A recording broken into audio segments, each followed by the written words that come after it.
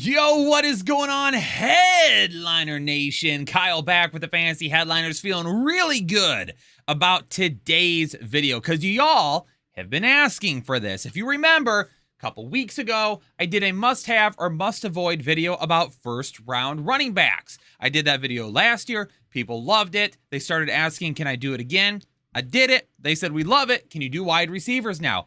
I didn't forget about you, Headliner Nation.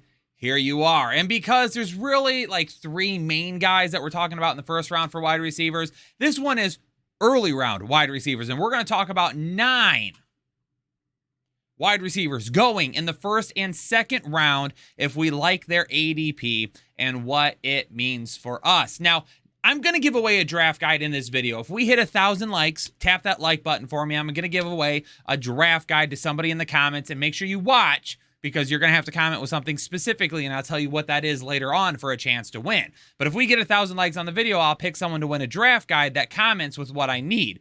But there was a video a few weeks back, my most efficient running back video. Right here. This thumbnail.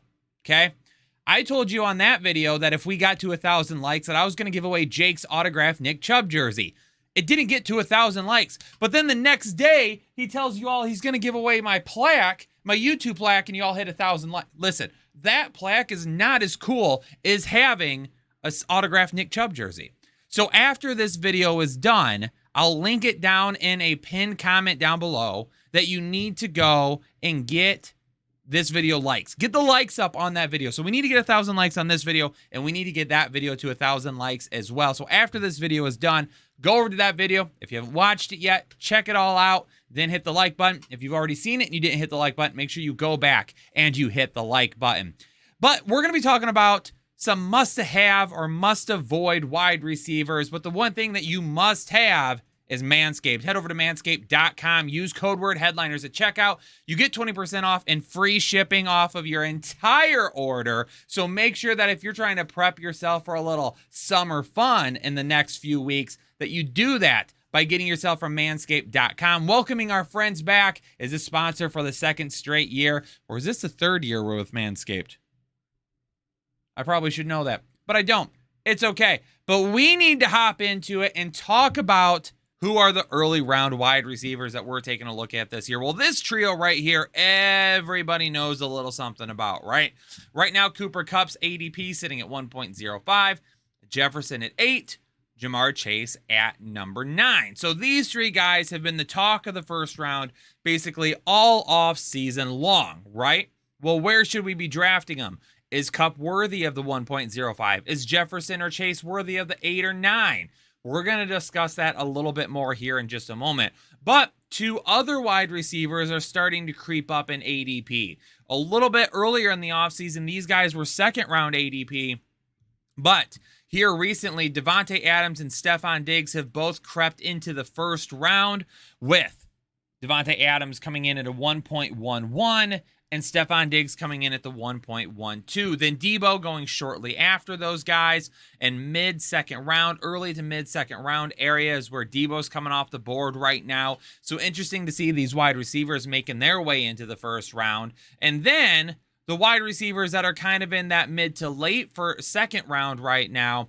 CeeDee Lamb going at the 2.06. Tyreek Hill, a guy that used to be considered, for a first round pick, now only going at the 2.08. So is that going to be a discount for Tyreek Hill? And then Mike Evans at the 2.12. Tom Brady back for another season in Tampa Bay. We know there's not going to be any Chris Godwin.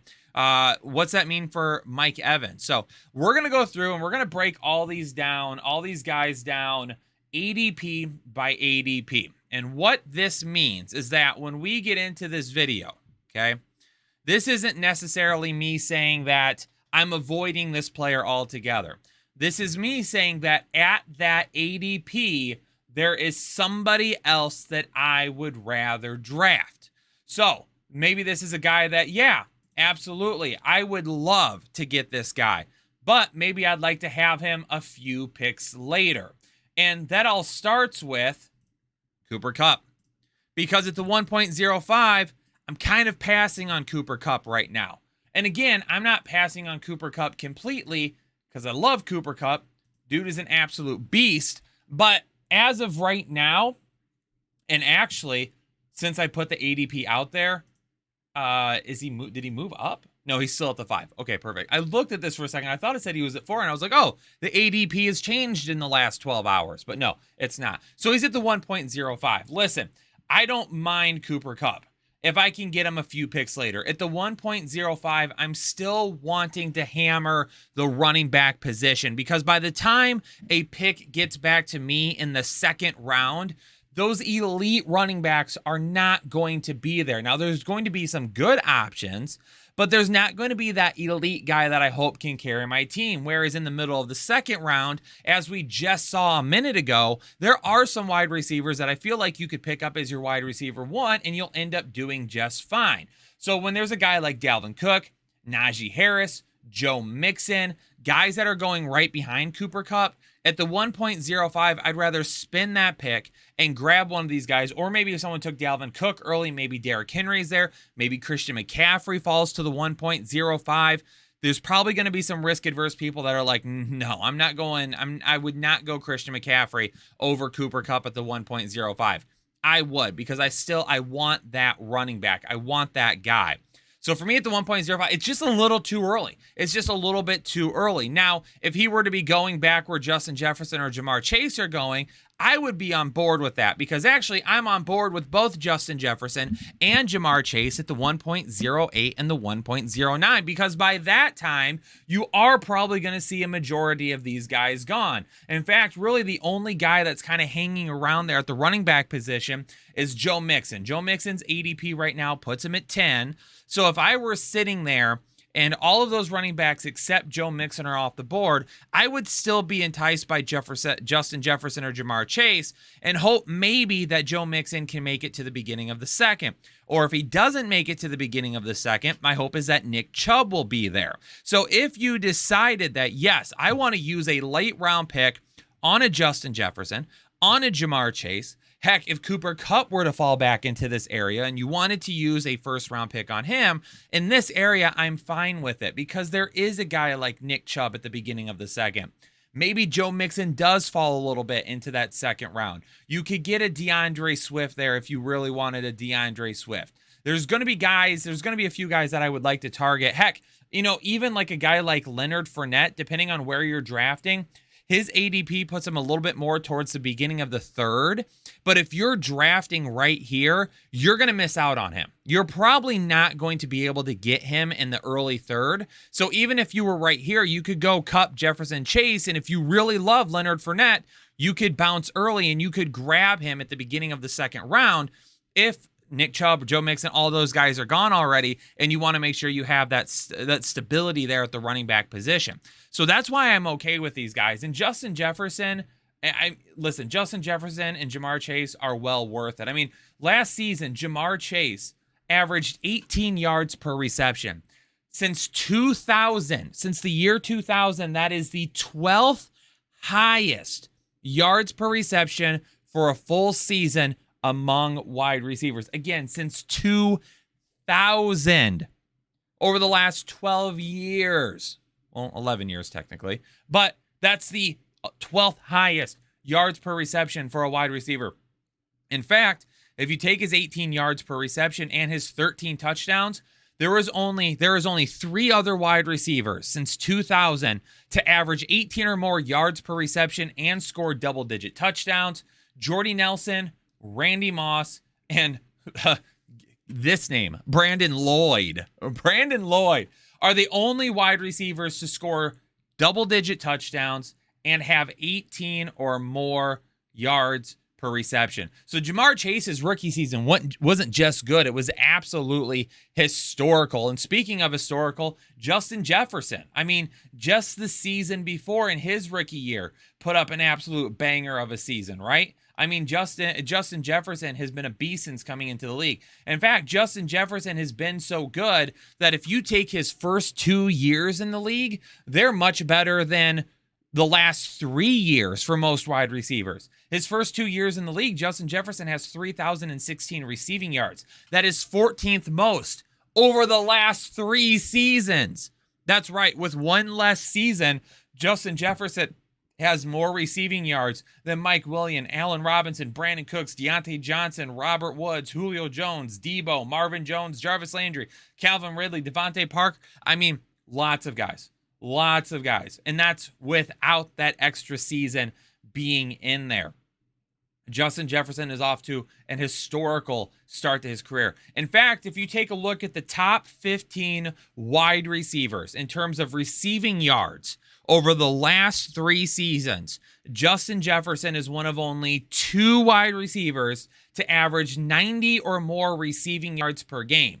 He's averaged 91.4 receiving yards per game his first 2 years in the league. Over the last 3 seasons, Davante Adams has averaged 93.4. That's more than Cooper Kupp's 85, more than Stephon Diggs' 81, more than Tyreek Hill's 66, more than Tyler Lockett's 73 or Chris Godwin's 75, more than DeAndre Hopkins' 70. I mean, he's been an absolute stud. So yes, both of these guys, even though I am a firm believer and going after those running backs to begin with, if we get to the end of the first round and these elite options are still there, we are going to go with one of these elite options, and then we are going to hope that we can grab our running back at that turn in the beginning of the second round. So, coming up after these 3 guys, 2 more guys that have started to make their way into the first round, and that's Davante Adams and Stephon Diggs. Now, again, I don't have any issues with Davante Adams and Stephon Diggs other than the fact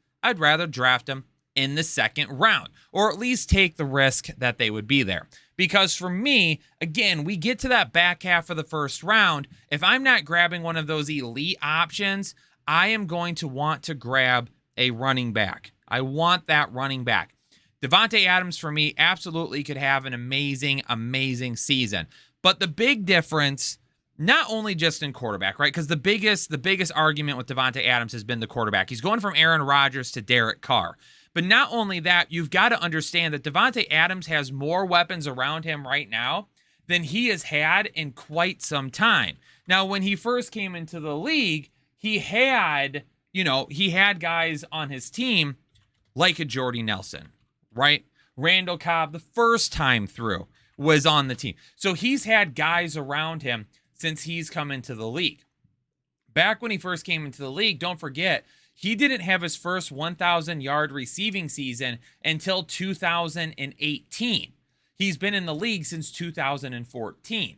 And again, nothing against Davante Adams, but he had a lot of people there vying for targets. Randall Cobb, Jordy Nelson, those guys were both there when Davante Adams first broke into the league, and those were guys that were getting a lot of targets. This is the first time really since that stretch of season where Davante Adams is going to have a bunch of people vying for targets. Darren Waller is still going to get targets.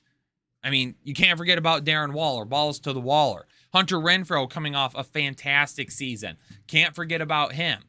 So for Davante Adams, for me, he's going to have more competition this year. So does he really fall into that elite option?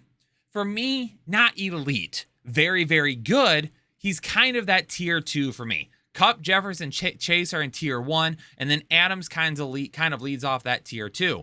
And with Stephon Diggs at the 1.12, kind of the same thing for me. He's an elite talent, but when you take a look at the way this team is constructed in Buffalo, number one, they went and got James Cook, who is going to be a much better pass catcher out of the backfield than what Devin Singletary or Zach Moss have been. So that right away could lead some targets to going to Cook out of the backfield. You did end up getting rid of Cole Beasley, who has been a guy that has taken a lot of targets over the last couple of seasons, but you also have, coming in now to fill that spot, Jamison Crowder.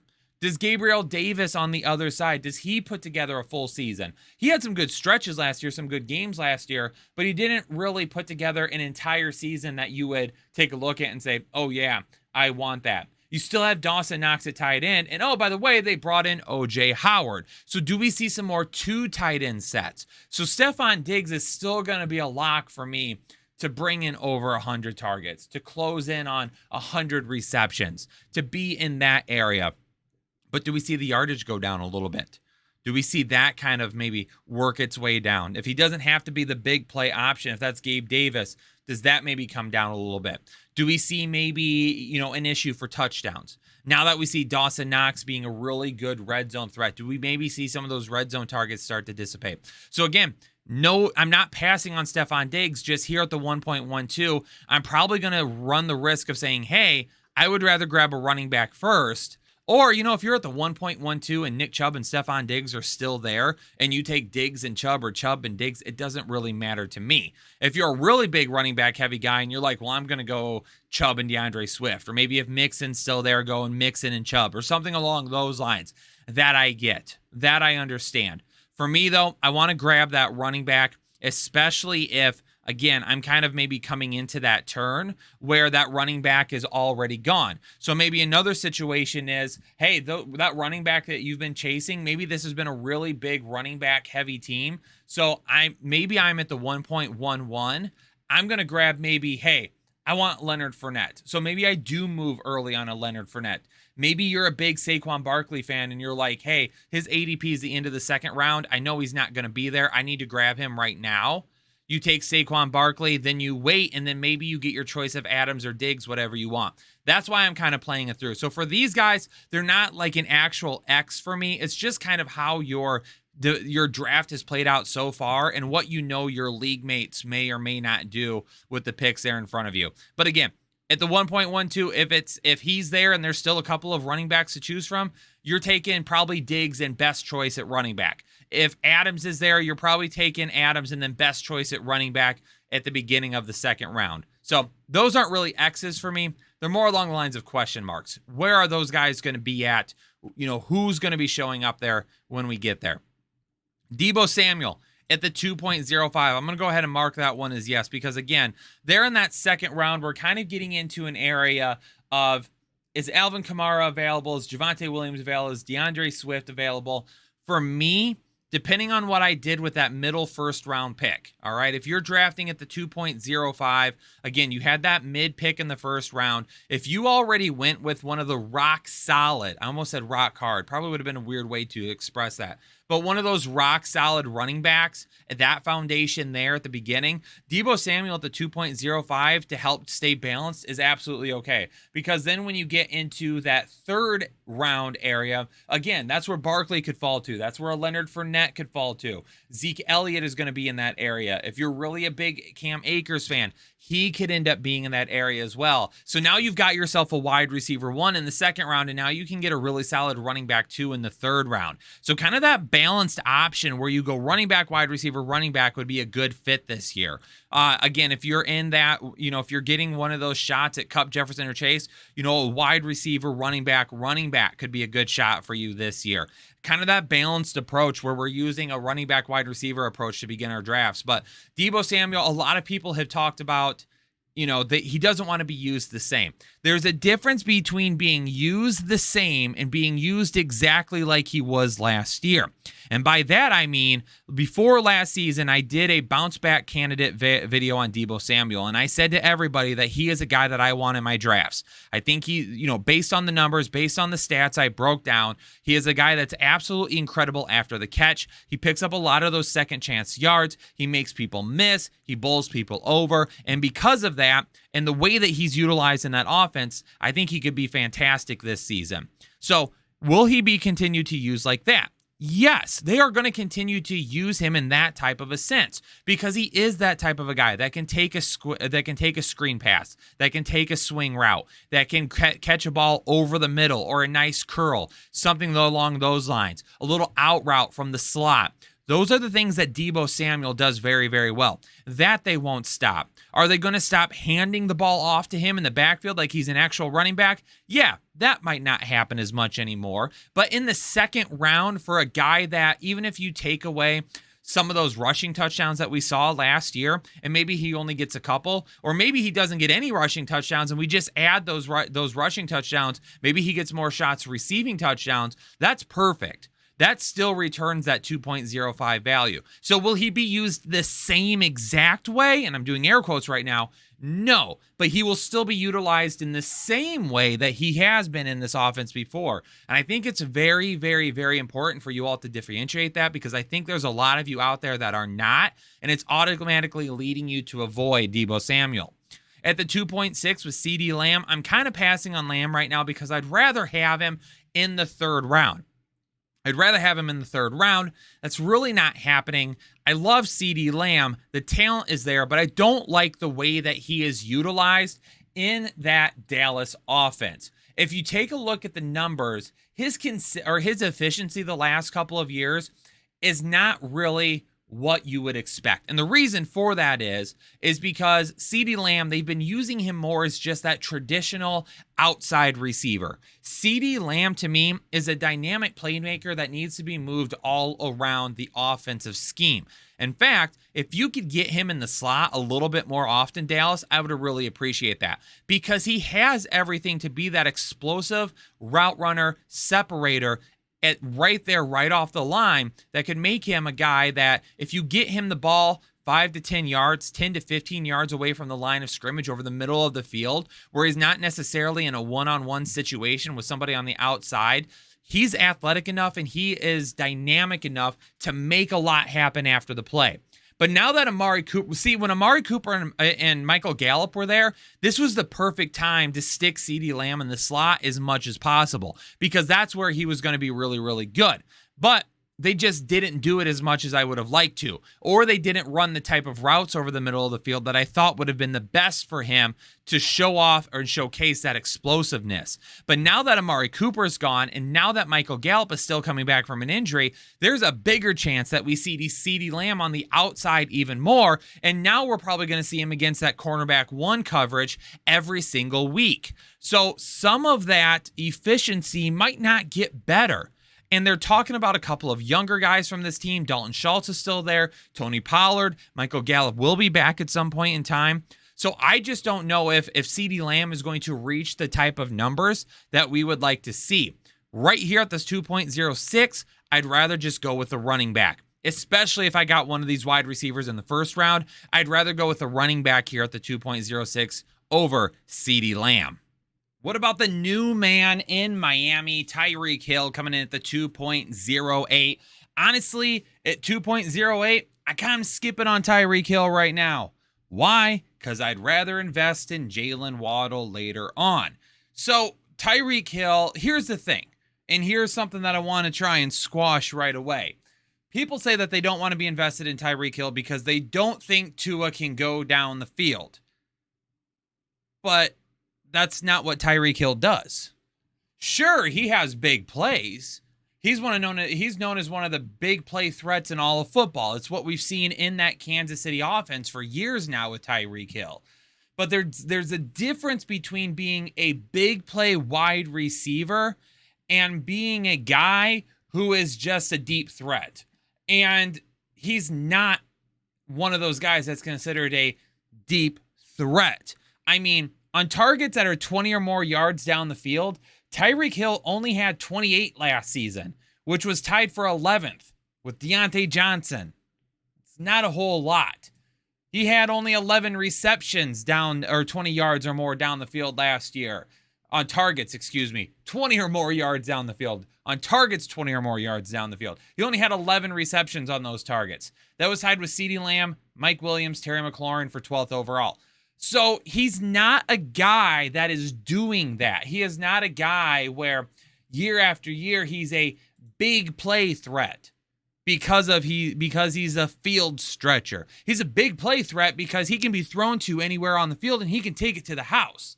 He doesn't have to be thrown to 20 plus yards down the field to be a big play guy. You can get the ball to Tyreek Hill 10 yards down the field and he's gone. Now, a couple of years ago, yes, he had more targets down the field. He was one of the league leaders in deep passes of 20 or more yards down the field, but that's not who he's been his entire career. He can go all over the place. It's one thing that has made Tyreek Hill so good over the course of his career is because he's got the ability to make people miss and miss and miss. In fact, 3 years ago, back in 2019, he only had 24 targets, 20 or more yards down the field. That was tied for 19th with Amari Cooper. So again, he's never really been that guy. He can get the ball in that intermediate 10 to 15 range, and all of a sudden that dude breaks a couple tackles, makes a couple people miss, jukes across the field, whatever it may be, changes directions, make people look silly, and then he's absolutely gone.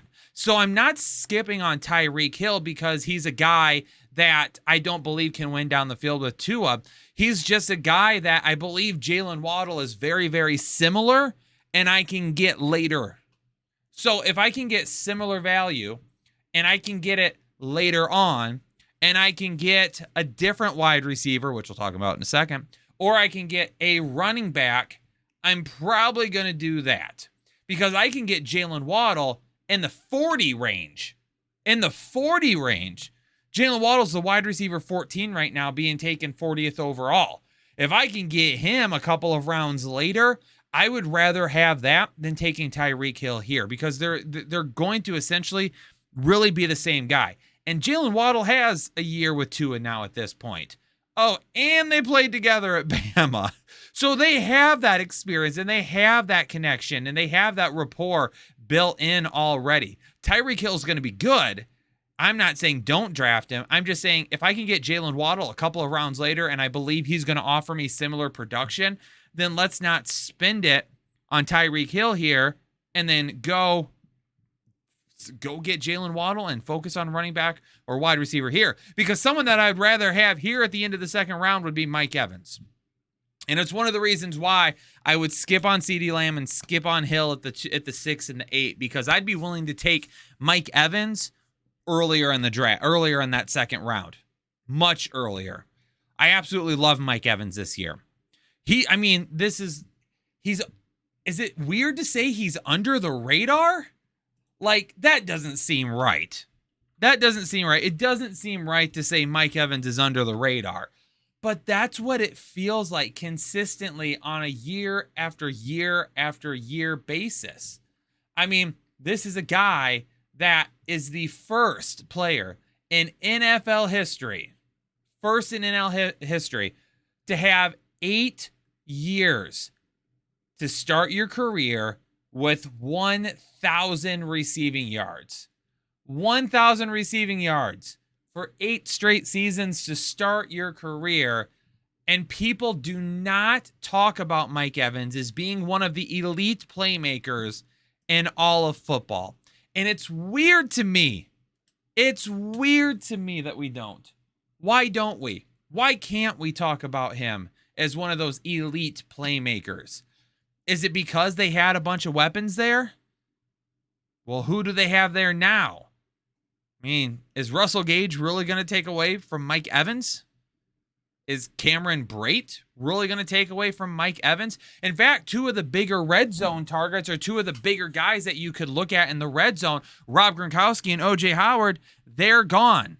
That leaves Mike Evans as the guy in the red zone. We know Chris Godwin's hurt. When's he going to be back to full health? Mike Evans is going to be the wide receiver 1 in this offense with a Tom Brady that is definitely not getting worse. And if anything, honestly, I mean, just continues to just perform at an elite level year after year. They've got Leonard Fournette in the backfield, so they still have some options to win in that intermediate area. And we'll just have to see what happens. But it didn't hurt Mike Evans in the past when he was one of the only targets. I mean, the lowest amount of targets this guy has had in his career is 109, and that was in 2020. He had 70 receptions, 1,006 receiving yards, and 13 touchdowns. And then he goes for 14 touchdowns. Actually, this is the first time in his career that he's gone for back-to-back seasons with double-digit touchdowns. So with Tom Brady and back-to-back seasons, it's the first time in his career that he has gone with back-to-back double-digit touchdown seasons. Why are we not in on Mike Evans? Why are we not hammering the draft button on Mike Evans right now? I have no idea. I want Mike Evans. I want him, baby. I want him. I want him on my team. I want him for the entire season. Dude's going to absolutely ball out. And when Chris Godwin comes back, it's not going to hurt him that much because we've seen him perform. Again, Chris Godwin's played the last 2 years. Mike Evans still has double-digit touchdowns and over 1,000 yards in both seasons. We're getting him. And that's why at the 2.12, I'm absolutely hammering the draft button and would hit it even sooner on Mike Evans than the 2.12. Well, ladies and gentlemen, if you found yourself thinking about what early round wide receiver you want or where you want him at or how that draft would play out, I just broke it all down for you right here. So make sure you hit that like button for me and subscribe to the channel if you're new here to the Fantasy Headliners. Don't forget about that most efficient running backs video that I did with Nick Chubb on the thumbnail of it. I showed you at the beginning of it. Make sure you go hit the like button on that video as well so we can give away that autographed Nick Chubb jersey. Ladies and gentlemen, I appreciate you tuning in to the video today. Thanks so much. Let me know down in the comments below. Out of the second round wide receivers, Samuel, Lamb, Hill, and Evans, which one would you want the most? Which one would you want the most? If we hit like 1,000 likes on this video, I'm going to pick somebody in the comments to give a draft guide away to that lets me know which second round wide receiver out of this video they would want the most. Ladies and gentlemen, I'm going to get out of here. Y'all stay safe and stay healthy, and I will catch you on the next episode of the Fantasy Headliners. Analytics off the chain, other channels not the same. Jake and Kyle, you know the name. Headliner Nation, we running the game. Y'all stuck on third down. Your content's plain Jane. Headliners on top now. We gonna move and change. Podcast off the rip. Draft guide, so legit. Fantasy world, our game tight. You know we about that Chubb life. Stuck in a rut and you need some motivation. Head to the channel for this Headliner Nation. I'm a headliner.